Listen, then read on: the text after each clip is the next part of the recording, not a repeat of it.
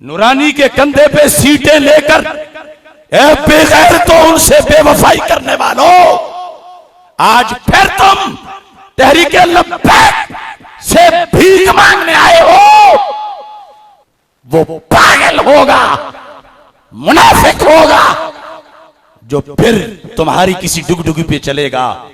چیتے کی آنکھ لے کے امام رضا بریلوی کی طرف دیکھو، ظفر علی خان اور دیوبند کی پوری ذریت کو لبیک یا رسول اللہ صلی اللہ علیہ وسلم کا جواز اور جواب دے رہا ہوں۔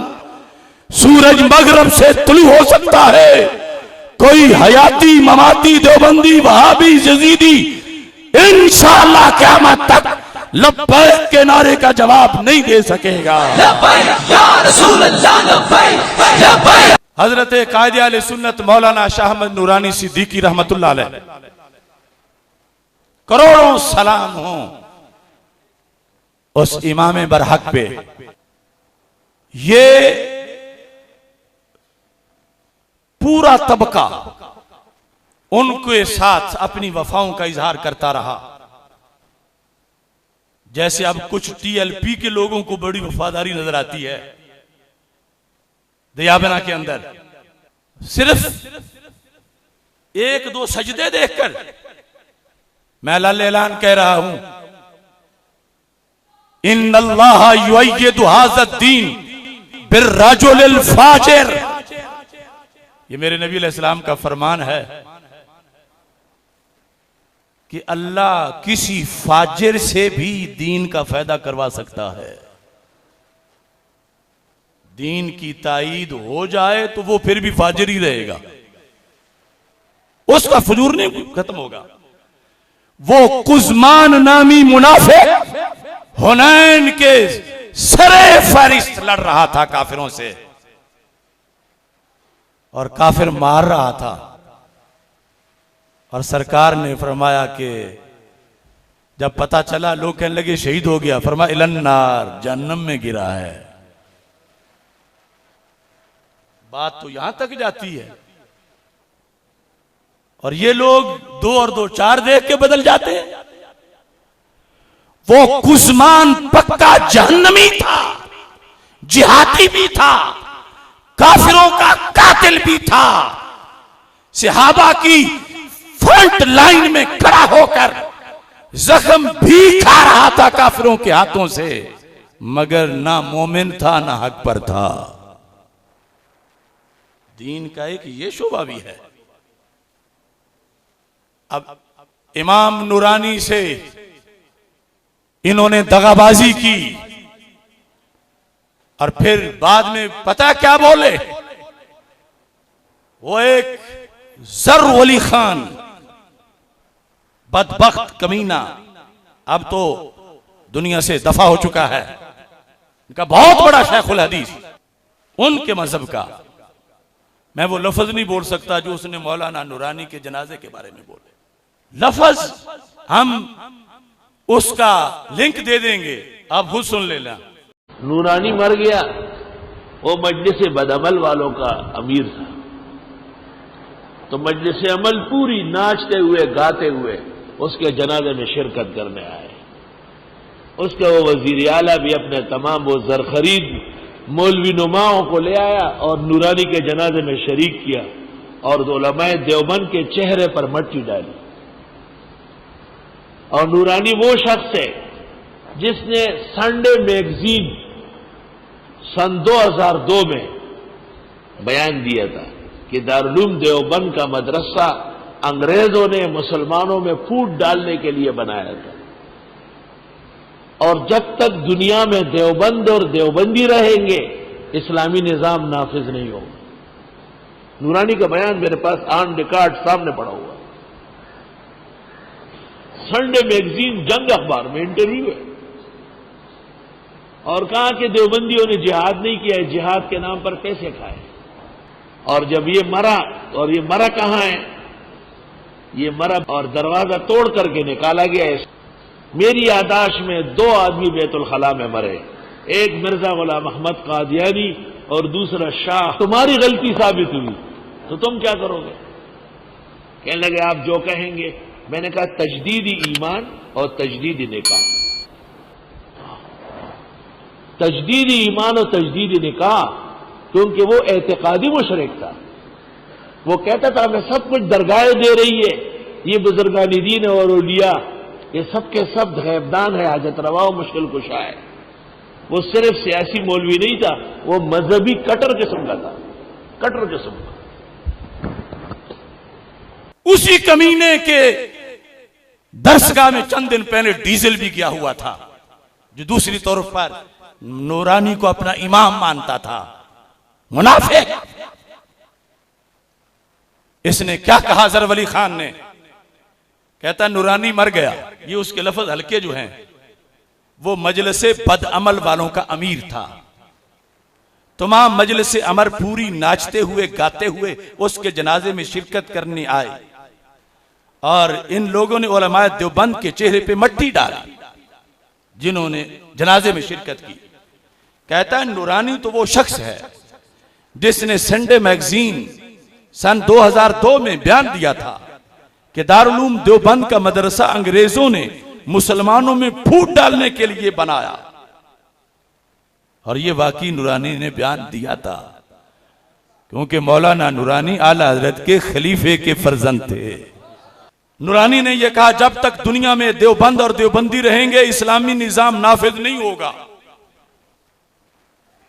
یہ آج ہم بلا وجہ نہیں بولے، یہ ریکارڈ پر ہے اور انہیں یاد ہے. اور کمینہ کہتا ہے میری یادداشت کے مطابق 2 بندے بیت الخلاء میں مرے ہیں، ایک مرزا غلام قادیانی ہے اور معذلہ دوسرا وہ اس عظیم ہستی کا نام لیتا. اتنا بڑا دجل اور جھوٹ. اور ساتھ کہتا ہے کہ جنہوں نے نورانی کا جنازہ پڑھا وہ تجدید ایمان کریں، تجدید نکاح کریں. کیوں؟ کہتا ہے وہ اعتقادی مشرک تھا معاذ اللہ. مجھے پتا ہے کہ بہت سے دم چھلے جو آج دیوبندیوں کے ساتھ باہوں میں باہیں میں لاتے ہیں انہیں ہوگا کہ یہ نہیں ایسا نہیں ہے. یہ منافق ٹولہ دیابنا کا جب نبی کے نہیں تو نورانی کے کیسے ہو سکتے ہیں؟ اور یہ مولانا نورانی کے بیٹوں کو بھی بالآخر پردے اپنی آنکھوں سے ہٹانے چاہیے. کب تک بکتے رہیں گے ان کے ہاتھوں؟ اور یہاں کیوں نورانی صاحب کے بارے میں اس نے یہ کہا؟ وہ کہتا ہے وہ کہتا تھا ہمیں سب کچھ درگاہیں دے رہی ہیں، یعنی اولیاء کا فیض مانتا ہے. اور پھر یہ جو ٹی ایل پی میں کچھ بگوڑے ہیں یہ بھی سن لیں. زر ولی خان کا بیان. زر ولی خان نے مولانا خادم حسین رضوی کے بارے میں کہا، کہتا ہے کہ خادم حسین رضوی جیسا جاہل پورے جہاں میں نہیں ہوگا. یہ ان کی وفات کے بعد کہہ رہا ہے، جس پر پورے دیوبند کو ناز ہے. مفتی زر بلی خان. اور کہتا اور وہ جاہلوں کا سردار تھا. کیوں؟ کیا وجہ ہے؟ کہتا ہے اس نے اپنا تلبیہ بنایا ہوا تھا. یہ ریکارڈ ہے. خادم حسین رضوی جیسے جاہل پورے جہان میں نہیں ہوگا، اور وہ جاہلوں کا سردار تھا. پھر یہ کہنا کہ اس کے لیے دعا کرے اور دیوبندیوں کا سر نیچے، آپ کا سر نیچے ہوگا، دیوبندیوں کا تو سر بھی اوپر ہے اور ٹانگیں بھی اوپر ہے. آپ کو حق کیا ہے؟ انہوں نے آپ کے حضرت بنوری اور مفتی محمود پر کہا ہے کہ ہم ان کے لیے نہ مغفرت کی دعا کرتے اور نہ جنازہ پڑھتے، اور آپ ان کے ایک جو ان کے ہاں بھی متون شخص تھا، ایک ایسی غلط سلط باتیں اس کے پاس جو گالیاں تھی، اور جو وہ گالیاں اسٹیج پر بکتا تھا، کیونکہ آدمی عمرہ کرے یا حج تو وہ تلبیہ پڑھتے ہیں لبیک اللہم لبیک. اس نے اس کے مقابلے میں اپنا تلبیہ بنایا اور اس کو تحریک کی شکل دے دی. لبیک کے کسی وارث نے آج تک اس شیطان کا جواب کیوں نہیں دیا؟ کیا وراثت ایسے مل جائے گی؟ تمہارے نعرے کو وہ شرک کہہ رہے ہیں، تمہارے لیڈر کو وہ مشرک کہہ رہے ہیں، اور تم پھر انہیں چاٹنا چاہتے ہو. ناسمجھ تو لوگ ہوتے ہی ہیں مگر غداری تو صحیح نہیں. اب دیکھو میں جواب دیتا ہوں، اگرچہ وہ مر گیا ہے زربلی خان، لیکن اس کے پجاری تو زندہ ہیں جو اب پھر کارواں کو لوٹنا چاہتے ہیں. اور یہ بھی میں بتانا چاہتا ہوں، وہ کہتا ہے چونکہ اس نے لبیک یا رسول اللہ کہا، تنظیم کا نام اور نعرہ، اور لبیک اللہم لبیک کے مقابلے میں یہ مشرک ہوا. اور آگے جنہوں نے جنازہ پڑھا اور کیا کچھ اس نے آگے فتویٰ دیا. اور یہ بات بھی ضمناً کہہ دوں، قرآن و سنت کے اصولوں کی بھی کچھ حدود و قیود ہیں.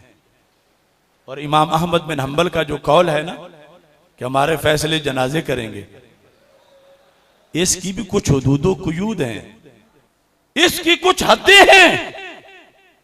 ربضہ میں وصال ہوا حضرت ابو ذر غفاری رضی اللہ تعالیٰ عنہ کا، جنازے کی ایک صف نہیں بن رہی تھی،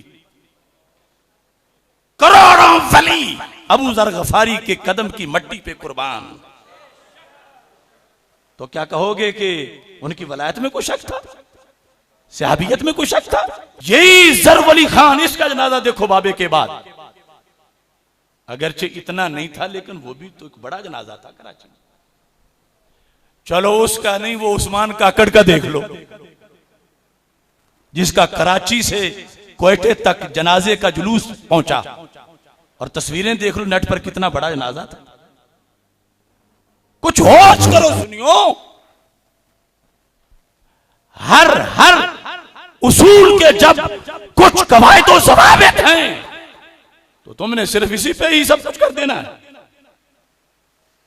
اب وہ کہتے رہے میرے ذر ولی خان کا جنازہ دیکھو، یہ جنتی ہے کیونکہ جنازہ اتنا بڑا ہے. عثمان کاکڑ والے کہیں جنازہ اتنا بڑا ہے. عثمان کاکڑ نہ محدث تھا، نہ مفسر تھا، نہ ولی تھا، نہ حافظ تھا، نہ قاری تھا. چلو دنیا سے چلا گیا، اگر ایمان اس کا صحیح تھا اللہ اس کی بخشش کرے. لیکن یہ جو تم نے ترازو سامنے رکھے ہوئے ہیں اور اس کی بنیاد پہ فیصلے کر رہے ہو اور ساری ملت بیچنا چاہتے ہو. اب یہاں میں ذر ولی خان اور دیوبند کی پوری ذریت کو لبیک یا رسول اللہ صلی اللہ علیہ وسلم کا جواز اور جواب دے رہا ہوں. سورج مغرب سے طلوع ہو سکتا ہے، کوئی حیاتی مماتی دیوبندی وہابی یزیدی انشاءاللہ قیامت تک لبیک کے نعرے کا جواب نہیں دے سکے گا. لبیک یا رسول اللہ لبیک، لبیک لبیک یا رسول اللہ لبیک، لبیک لبیک یا رسول اللہ لبیک، لبیک لبیک یا رسول اللہ لبیک، لبیک لبیک یا رسول اللہ لبیک، لبیک لبیک یا رسول اللہ لبیک، لبیک لبیک یا رسول اللہ لبیک، لبیک لبیک یا رسول اللہ لبیک، لبیک.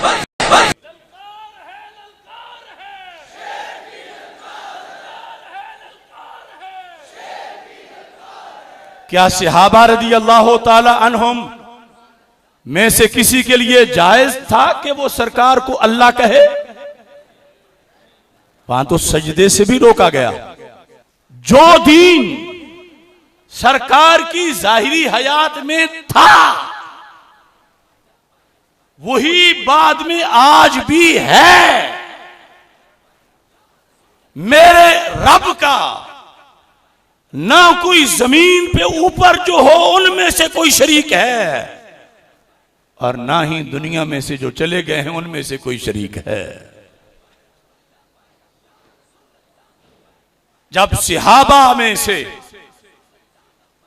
کسی نے میرے آقا علیہ السلام کو اللہ نہیں کہا تو ہم بھی اللہ نہیں کہتے.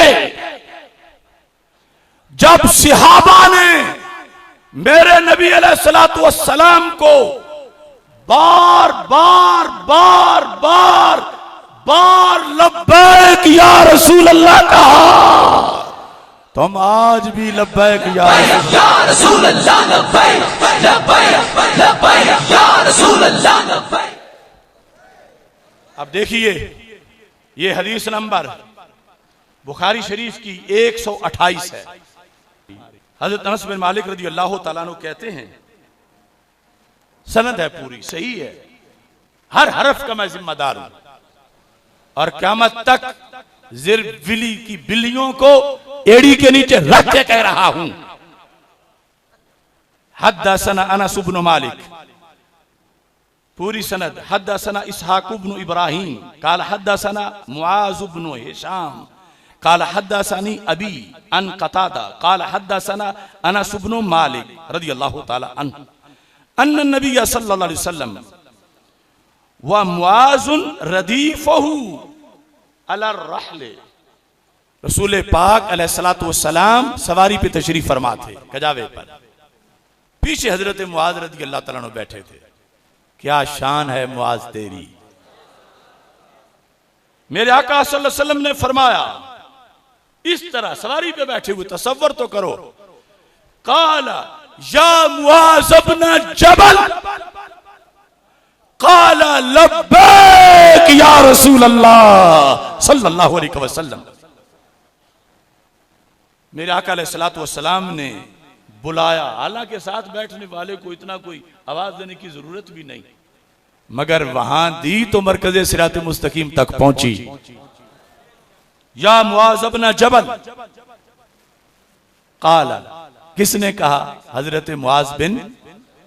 سنا کس نے؟ سب سے بڑے توحید پرست نے. کہا کیا؟ لبیک یا رسول اللہ صلی اللہ علیہ وسلم. اگر اللہ کے سوا کسی کو لبیک کہنا شرک ہوتا، بدعت ہوتا، کوئی ہلکی سی غلطی بھی ہوتی، تو میرے نبی علیہ السلام سے بڑھ کے دین کا محافظ کون ہو سکتا ہے؟ سرکار نے جیسے سجدہ کرنے سے روک دیا تھا جب صحابہ نے اجازت مانگی تھی کہ محبوب دل چاہتا ہے آپ کو سجدہ کریں، تو یہاں بھی روک سکتے تھے سرکار کہ معاذ مجھے لبیک نہ کہو. یہ لبیک کا لفظ اللہ کے لیے نہیں تھا، یہ لبیک اللہم لبیک نہیں تھا، یہ لبیک یا اللہ نہیں تھا، یہ لبیک یا رسول اللہ صلی اللہ علیہ وسلم تھا. اور ایک بار نہیں 20 بار دیگر صحابہ کا بھی بخاری میں ذکر ہے. تو اگر تلبیہ سے ٹکراؤ ہوتا تو سرکار فرماتے معاذ اتنا جلد دین بھول گئے ہو. اور اگر کوئی وصال اور بعد از وصال کی تقسیم کرے اسے کہو پھر یہ دین کون سا ہے کہ اللہ کا زمین کے اوپر کوئی شریک مان لیں تو کچھ نہیں ہوتا، قبر والا کوئی مانے تو پھر جرم ہو جاتا. حیات موت کا فرق کرنے کا تو ہی مطلب بنتا. جبکہ میرے رب کا نہ زندوں میں کوئی شریک ہے نہ بعد از وصال کوئی شریک ہے، تو پھر ماننا پڑے گا لبیک یا رسول اللہ صلی اللہ علیہ وسلم کا نعرہ ڈی چوک میں نہیں کھڑا گیا، فیض آباد میں نہیں کھڑا گیا، یہ مکہ مکرمہ مدینہ منورہ میں پڑھا گیا ہے اور قیامت تک کے لیے اس کو پڑھایا گیا ہے. یا رسول اللہ لبیک لبیک لبیک یا رسول اللہ لبیک لبیک